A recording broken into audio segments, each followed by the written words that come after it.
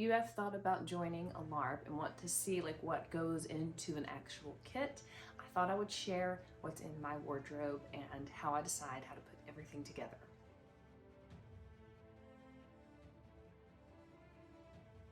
The event I attend is very particular on making sure that you are keeping with the right color scheme so that we can tell each other apart, but we're also trying to aim for as close of the right time period as possible and the right styles. So I'm actually with the Sea Lords with the Weekend Warrior experience, and we have a style that's more of like the Byzantine era, some Rus Viking influence. So this is going to set us apart from, say, like the Kingsman, who's going to have a lot more progressed armor selection. So it's going to look very different from faction to faction, and it's how we're able to tell each other apart, not just through colors. So starting out, I have what's called a chemise. Now this is typically worn under, it's a type of underwear.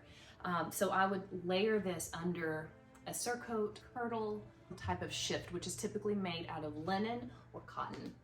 This particular one is a rayon blend.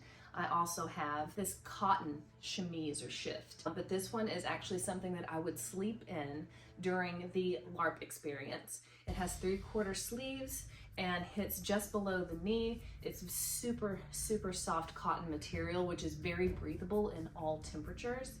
And it allows me to layer or take away. Again, this is a chemise or a shift.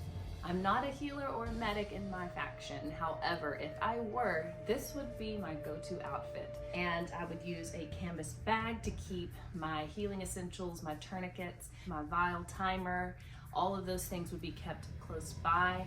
I would also have a belt and anything else I would need to strap on, such as water or something that a teammate of mine might need. In fact, this is the exact container that I used for water. It's made out of a waxed leather and is held by a leather strap and has a nice cork in it. It held enough water with each battle, and I was also able to share with any comrades that needed water. It's very important to stay hydrated. So I may not be a healer or a medic, but I will always be an advocate for a hydration check. Other great drinking options would be out of a horn or a nice metal mug.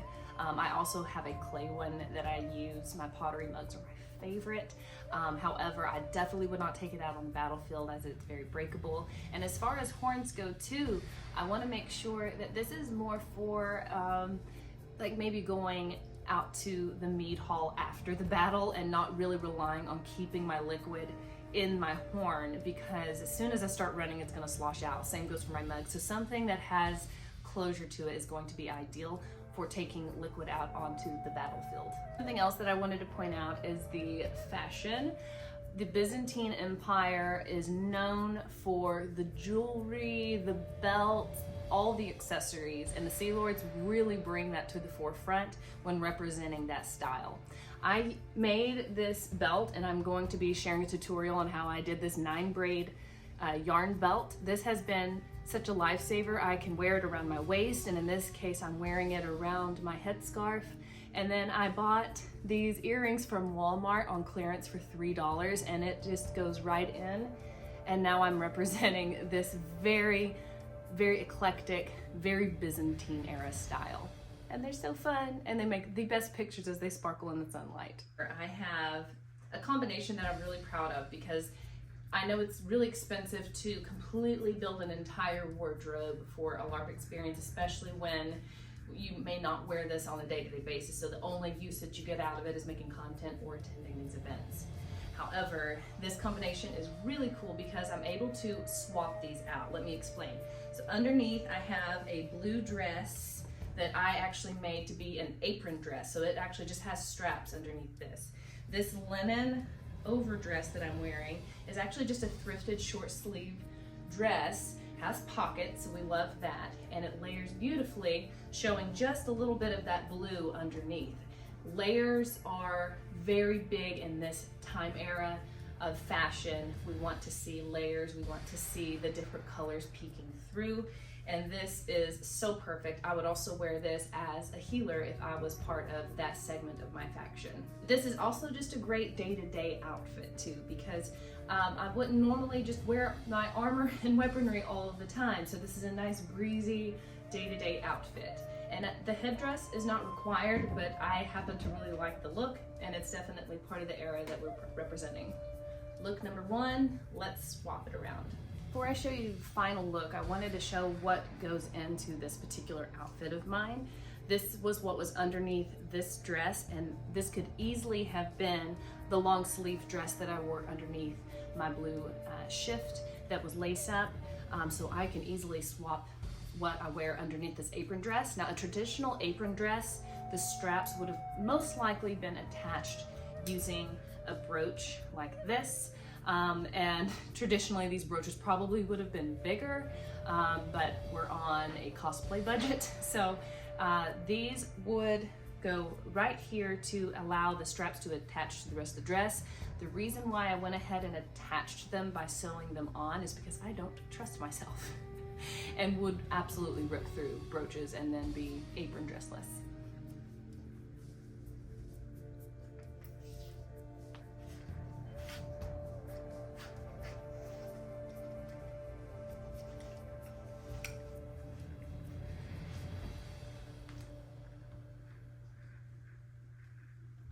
And that's the look. On to the next one.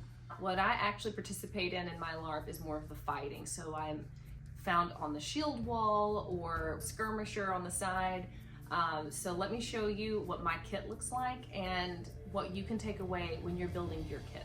So starting off, we have just your basic kit. You can show up to this LARP in just a basic kit, which is essentially a tunic, a pair of pants, and boots. We can add pieces as time goes on and as we figure out what we like to elevate the overall outfit. For starters, I have a tunic.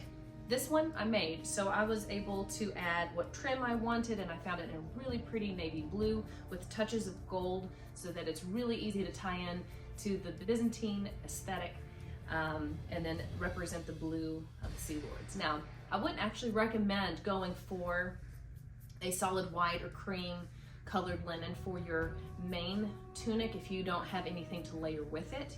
I also have blue tunics and things that I would wear, or blouses that I would wear if I wasn't going to be adding a lot of blue to this overall look. I really want to make sure my teammates know which side I'm on, as well as my enemies. For pants, I have Roos style poofy pants. These are so comfortable. I can move in them. They're very breezy. This is the first pair of pants I've ever made, and while there's definitely a learning curve and I know where some of the mistakes are, they actually turned out really well. I'm really proud of them, so definitely sporting those. There's also this really thick canvas material. These are linen. They used to be curtain, so I try to stick with all natural fibers, be it linen or cotton or wool. And this is from Medieval Collectibles. It's a very thick canvas cotton. This was my first pair of pants that I wore to LARP, and they were so durable, warm, but also breathable. They also have more of a Roos style design to them, though not quite as poofy. So these are great for tucking into your boots while still having plenty of movement in the leg, especially if you're a fighter. The other option are just a pair of linen trousers. I found these at a local grocery store that had just some like random shopping things in their aisle that had some clothing. So I got these for like $10. So go to your thrift stores, go to Walmart, go to places that are just gonna have like a basic linen or cotton trouser. And these are great for building a basic kit. Now the fun part is adding accessories to elevate my overall look. Now, like I said, if I was not going to add a lot of accessories, if I didn't already have lots of belts, and in this case a tabard, I might have gone with a different color instead of just standing out with this really bright white or off-white tunic. But we're gonna layer with a tabard. Tabards aren't required, but they absolutely add a nice layer to your overall look. I'm going to cinch this in with a belt. My belts are essential not only for style, but for utilitarian purposes. Now here I have two very different types of belts. One is Definitely an investment piece on my part. I have used just basic brown and black leather belts with just a basic loop for the buckle. This one I actually got from Felon Fair, and it has thistle in the clasp, which is in my backstory an essential part to Estrid's family crest. So definitely spoke to me and my character, and it's a long belt, which means I'm going to be able to tie it around after buckling it and loop it through and have that nice tail hanging down. The next one is the 9-strand braided belt as seen on my head just a couple of outfits ago. This is a cheap option for quickly layering, or if you're in a pinch and need a belt. We're going to use both. In my faction, the more belts the better. It's kind of an inside joke, but it really does look good. Lots and lots of belts. You can also use like ribbon, trim, things like that. Like if I had leftover of this would have made a great belt too. Just something to tie around. It's sashes and belts and things really elevate the look. So if you start off with a very basic kit, you can accessorize it with expensive or cheap materials really. And I will probably add more belts at some point. Before we get into things like armor, weaponry, things like that, to build up your basic kit, some simple accessories that you can invest in or add on as you go on are things like winingas or leg wraps and a good pouch. This is my newest accessory. We are the Sea Lords, so I felt like between the colors and the depiction on the front, this is perfect. It's an easy to access clasp, and it's got plenty of room for my essentials. And I like this nice wide belt loop. It'll go really nicely, and I can have all of the things that I might need right here on my person. Leg wraps keep your legs warm, obviously, but they also make it really easy to tuck in your pants, especially if you're wearing taller boots. But they're a very historical representation into your wardrobe that's really going to elevate it and make it feel a lot more authentic. These are not very expensive. This is a very good high quality wool that I was able to find in my faction's colors, and I bought these on Etsy. So they're pretty easy to find. You definitely need 2 rolls. They usually come in sets of 2, 1 for each leg. But they're super soft, and I love the pop of color, especially against these lighter linen pants. It's a really good look, and I just feel so good in these. Also like a hug for your legs. So if it can also, I feel like, serve almost as a compression garment. So if you're on your feet all day, you're running around on the battlefield, this is a great accessory. What goes on my belt besides my pouch, I have what we refer to as frogs, and they hold whatever weapon we're going to use. So my sword will be held in this. This was the first one that I used. This was just a cheap option on Amazon, and then later upgraded to one that's actually still pretty affordable, if I'm being honest, on Medieval Collectibles. And I love the design on it. So it's a little bit more of an elevated design as far as looking more authentic, and I also like the angle too. I'm going to wear this on the side that I am not using. So if I'm right-handed, then I'm going to wear this on my left side so that I can draw my sword across the body this way. This is a holder for my drinking horn. Now, I don't always include this on my belt loop, especially if I'm going into battle, because like I said, it's going to spill if I try to put any liquid in here. But if I am going to the mead hall, going to a ball, going to some kind of gathering, or just going to dinner, this is great because I can talk and still keep my mead at the ready, and it's perfect. So in short, this is what I would consider a slightly elevated basic kit. So I have my basic pieces, and I have things that elevate it but also provide me usability out of this outfit.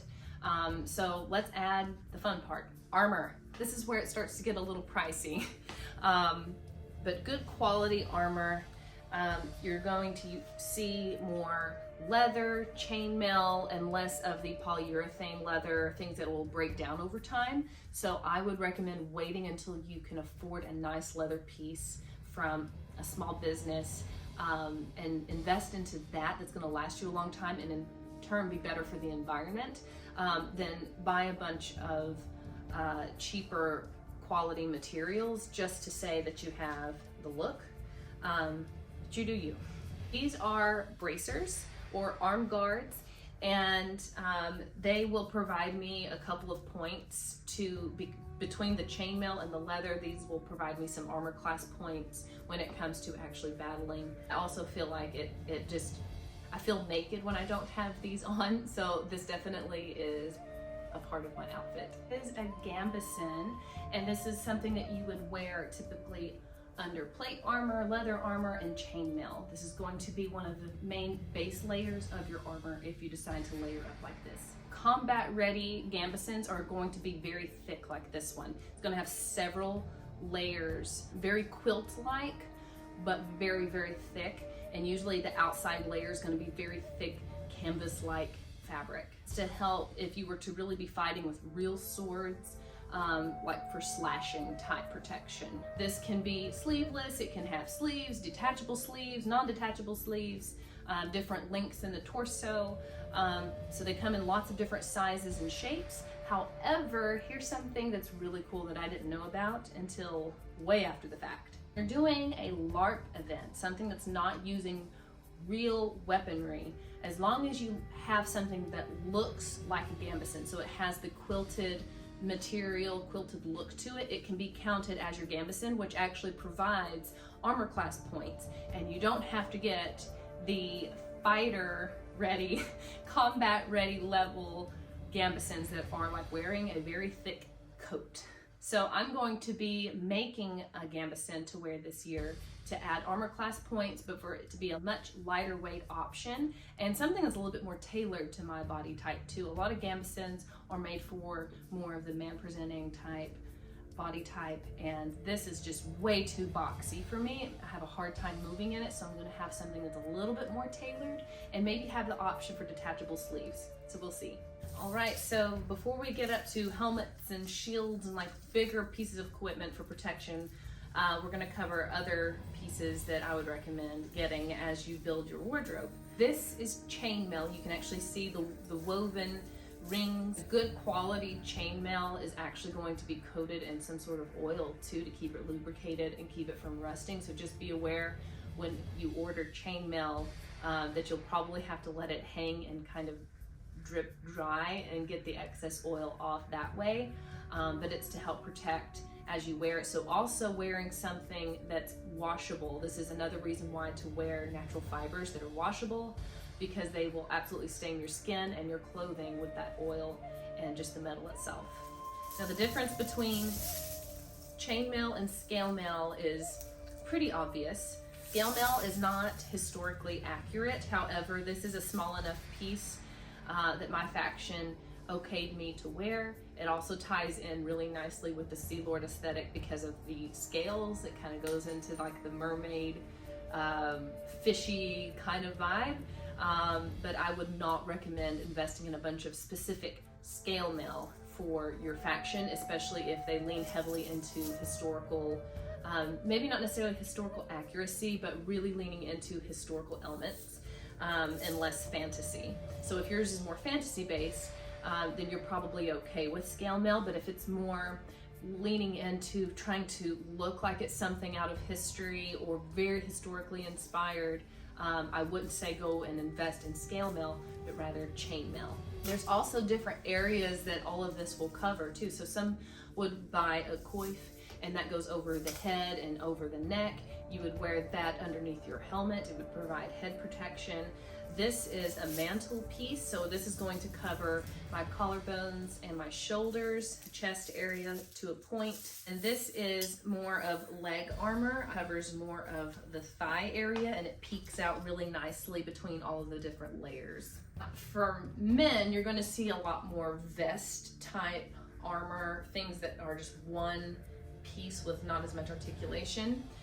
Because my faction is representing an even older era than say the Kingsmen, you're not going to see any plate armor on my faction side. You're going to see that only on the faction that would have represented that look. So there's going to be a lot more leather pieces, and I really wanted to lean into articulation. So this is This is technically like a corset or a bodice of sorts, which is not very historically accurate. Like corsets and bodices didn't really come about the era in which we are representing, which is the early 1100s. But it does count as armor, and it does cover a good chunk of my stomach. And I made armor to go across the chest area and the back to basically make this one big piece that's just articulated into two. So a great way to save on armor is learn how to make it. This took hours, and this was my first leather piece. I'm very proud of how it turned out. You don't have to turn around and make something this elaborate, but I wanted to try my hand at it and just see how well, but this will provide me some extra points. I can wear this with or without my scale mail armor, and then with the leather stomach bodice, all together will provide a lot of protection on my torso. Another piece you could invest in is what's called a pauldron, and you can wear a pauldron on both arms or one arm, maybe the arm that's not as protected. And essentially it's leather pieces that are gonna cover the shoulder down to a certain area of the upper arm, and that is going to be a great piece too to invest in if you're thinking about leather or plate armor. So this is going to cover the differences between some of the factions again. So this is my helmet for the Sea Lords, and you can see how the style is. It's a lot more open. We've got some chainmail action on the back, and I love that it has some waves on it, very reminiscent of the Sea Lord aesthetic, and it's very bronzed. So this is going to be more of the Byzantine, Rus Viking kind of look versus more of this style, which you're going to see in the Kingsman. This is a much more elevated, progressed style, and this is going to tie in just like plate armor with that aesthetic. And so I would not be allowed to wear this type of helmet with my faction, but this one is absolutely a go. Moral of the story is check with your faction leaders before actually investing into any of your armor, because you might make a very expensive mistake. Luckily, this is not mine, this is my brother's, and we are using this for presentation's sake. Again, a very noticeable difference in these two types of shields. We have this round shield. This is only going to be seen in the Hearthguard. They're the only ones that can use this type of shield. The Kingsmen can't use this, the Rangers can't use this, and the Sea Lords can't use this. Only the Hearthguard. Now, for the Sea Lords, we can use larger shields such as the Kite shield. This is considered a Norman shield, and these come in slightly different sizes and shape variations, but it's definitely more of an oblong shape versus this. And of course you can see the colors are representing too. Shameless plug, if you're interested in learning how I personalized my shield and made it weatherproof, you can see my other video on my YouTube channel. Now let's talk weaponry. It must be LARP grade. This is a very high density foam, which means if I wallop somebody with this, it's not really going to hurt, especially if I hit in a place that's not their face. Not just any foam sword, however. I have another foam sword that's weighted for practice, but it is not LARP grade, meaning it has not been tested for safety or for durability. Like, this is a very flimsy foam, as you can see. So this is definitely for practice and not for LARP battles. And you can check with your faction to see approved brands that they are given the okay for safety. So style is important too. So just like with the helmets, the shield, it needs to represent what your faction's style or era they're representing. This is more of like a Viking or Rus Viking type of hilt, whereas if this were a LARP grade sword, this would be more for something like you would find in the Kingsmen. So this is a little plug for my ranger friends and archers and all the different factions. When it comes to weaponry, you have to do LARP grade. I have practice arrows and hunting arrows, and I do not have LARP grade arrows. So if you're going to try to be an archer for any of the factions, your arrows have to be LARP grade, and they have to have non-detachable foam heads now. This is not it. This is also something that I thought was really awesome too, is this particular LARP event You can just show up in your basic kit, and weaponry is kind of first come, first serve if you don't have your own that you're bringing. A lot of your teammates will probably have their own personal arsenal too, so get to know them, as many of them are more than willing to share some of their weaponry and even some of their armor. So make friends and share and be nice and return everything to the rightful owner. This was how I was actually able to try a weapon that I didn't bring, which was called the pole arm. We had some extras of those and it ended up being one of my favorites. And I hardly used my sword except for when I was disarmed from the pole arm and was able to draw the sword and keep fighting. So that was kind of a cool epic moment, but it was also a great way to try out different weapons before investing in some. The different ways to stay warm, you definitely want to be prepared for all types of weather, especially depending on where your location is for the LARP and what time of year it is. We still get all types of weather, so the day may be really hot up into the 70s, but the nights might get down into the upper 30s, low 40s, which can be pretty cold if you don't come prepared or only prepare for a certain type of weather. So probably the easiest thing to either make or invest in is a good hood.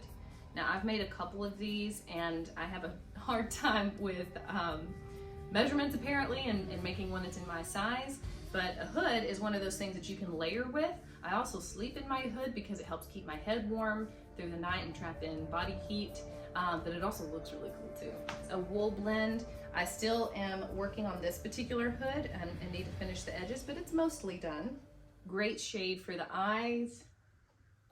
Plenty of room in the back if you have long hair like I do. This silhouette to me is just stunning on anybody.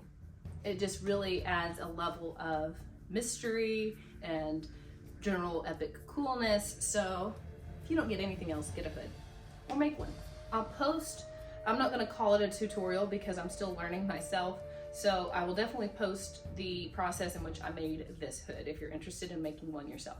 Again, try to shoot for natural fibers, your cottons, your wools, your linens.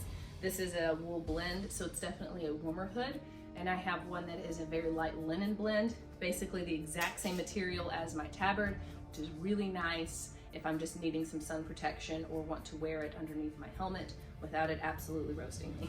A cloak is another basic that you can easily make or buy. A great layer, especially if you're just meandering about, maybe going to the mead hall after a long day's battle. It's definitely not something I would wear in the battle though, so it's good to have options to wear in different circumstances. So definitely be thinking about that as you're choosing your outerwear. Definitely taking a page out of the Roos aesthetic. I made a caftan, which is basically my medieval coat. This is velvet, a really high quality velvet with a quilted cotton lining, and then I had some leftover linen from the tunic and used that for the trim. I can wear it just like this, or cinch everything in with a belt, or even a brooch would be pretty. And I would brooch it up a little bit higher if I was going to use that. So this is the silhouette of a typical Roos ensemble. We've got the billowy Roos pants, a tunic, and a caftan. Caftans can be made out of different materials, but I was looking for something for more particularly cold evenings, as I definitely experienced some of that in my first LARP event. The cloak was simply not enough.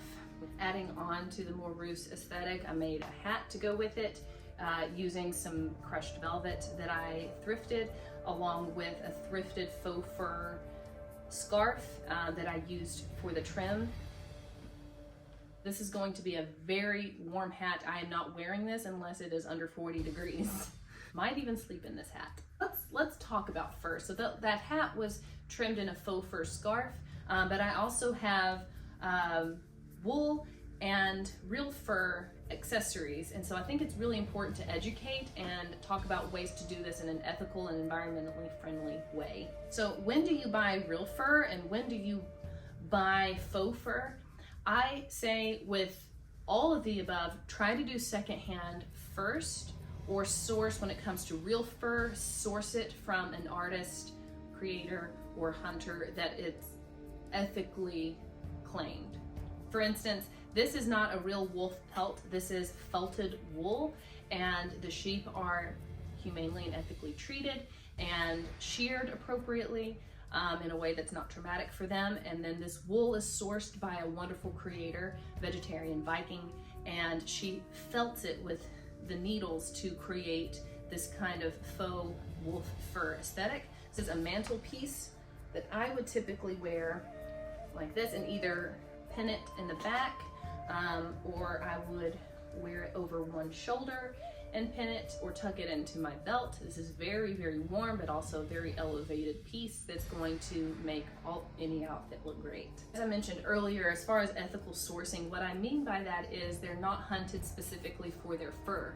This fox, for instance, was most likely an invader on somebody's farm and was threatening their livestock. As somebody with chickens, I totally get it. So instead of just hunting the fox or trapping or killing the fox, it was humanely killed quickly and with as little trauma as possible, and then every bit of the animal was used. So the artist behind this knows how to process skins and furs and even uses bones to make jewelry. She uses and honors every part of the animal and is very, very strict with where she sources her animal products from. So she has a great relationship with the hunters or the people that brought the animal to her. So if you don't have a friend like me or have access to someone like her that would know how to ethically source and process animals for their fur or whatever, leather even, then I would suggest